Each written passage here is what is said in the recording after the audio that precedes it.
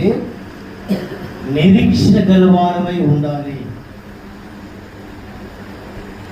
దేవుని నమ్ముకున్న కుటుంబాలలో, దేవుని యొక్క ఆరాధిస్తున్న జీవితాలలో నిరీక్షణ లేకపోతే సమాధానం నీకు దొరకదు. నిరీక్షణ లేకపోతే దేవుని యొక్క ముఖ దర్శనం చూడలేవు.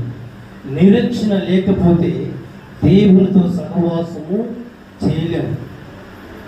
దేవునితో సహవాసం చేసి ఉండాలంటే నిరీక్షణ కలిగి ఉండాలా, ఓర్పు కలిగి ఉండాలా. నిరీక్షణ కలిగిన వాళ్ళ ఇక్కడికి రమ్మని పిలుస్తూ ఉంటాడు దేవుడు. మనందరం ఏంటినట్టు నిరీక్షణ. చిన్న ఇబ్బంది జరుగుతానే ఒడిదుడుకులు పడి రాజుల దగ్గరికి ఎక్కడికెక్కడికో పరిగెత్తాం. దేవుడు అంటాడు, రాజులు నమ్ముట కంటే, మనుషుల పైన ఆధారపడు కంటే యెహోవాను నమ్ముట లేదు.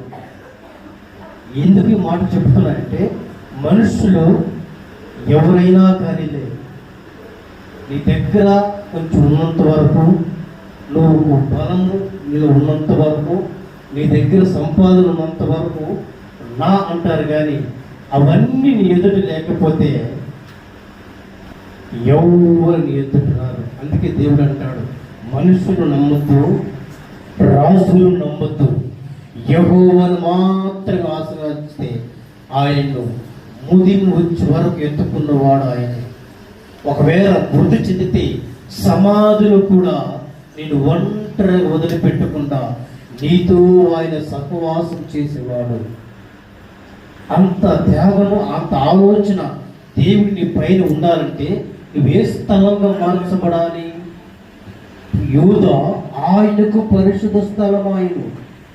మనం కూడా ఆయనకు పరిశుద్ధ స్థలముగా మార్చబడాలి. హల్లెలూయా. ఆయనకు పరిశుద్ధ స్థలంగా మార్చబడిన తర్వాత యాకోబు గారు ఆశీర్వదిస్తూ ఉంటాడు. యూదా ఎలాంటి వాడంటే కొదమ సింహం లాంటి వాడంట. ఆదికాండం 49వ అధ్యాయము 8-9 వచనాలు మాటలు ఉంటాయి. ఆదికాండము 49వ అధ్యాయము 8వ వచనము 9వ వచనం. యూదా నీ సహోదరులు నిన్ను స్తుతిస్తారు, నీ చెయ్యి నీ శత్రువుల మెడపైన ఉంటుంది, నీ తండ్రి కుమారుని ఎదుడు సాగిలపడుదురు. యూదా కొదమ సింహము, నా కుమారుడా, నువ్వు పట్టిన దానంతా నువ్వు అనుభవిస్తావు.